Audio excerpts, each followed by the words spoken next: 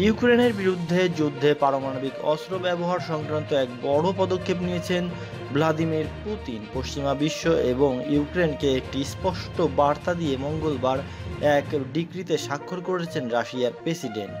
ডিক্রিতে দূরপাল্লার ক্ষেপণাস্ত্র হামলার জবাবে পরমাণু অস্ত্র ব্যবহারের কথা বলা হয়েছে। সংবাদ মাধ্যম এনডিটিভি এক প্রতিবেদনে জানিয়েছে, এই ডিক্রিতে সই করার মধ্য দিয়ে পারমাণবিক শক্তিধর দেশ সমর্থিত হলে একটি অপারমাণবিক রাষ্ট্রে মস্কোর পরমাণু অস্ত্র ব্যবহার করার সুযোগ আরও বিস্তৃত করেছেন পুতিন। প্রতিবেদনের মতে, মার্কিন সরকার ইউক্রেনকে রাশিয়ার অভ্যন্তরে আঘাত করার জন্য যুক্তরাষ্ট্রের দেয়া দূরপাল্লার ক্ষেপণাস্ত্র ব্যবহারের অনুমতি দেওয়ার পরে এবং রাশিয়ার ইউক্রেন আক্রমণের 1000তম দিনে এমন সিদ্ধান্ত নিলেন পুতিন। এদিকে ইউক্রেনকে পরাজিত করার প্রতিশ্রুতিও দিয়েছেন ক্রেমলিন। বলেছে, কিয়েভের প্রতি পশ্চিমা সমর্থনের কোনো প্রভাব পড়বে না যুদ্ধে। রাশিয়ার পক্ষ থেকে বলা হয়েছে, পশ্চিমা সহায়তা আমাদের অভিযানের ফলাফলকে প্রভাবিত করতে পারবে না, এটি অব্যাহত রয়েছে এবং সম্পূর্ণ হবে। ইউক্রেনের বিরুদ্ধে সামরিক অভিযান অব্যাহত থাকবে বলে জানিয়েছেন ক্রেমলিনের মুখপাত্র দিমিত্র পেসকভ।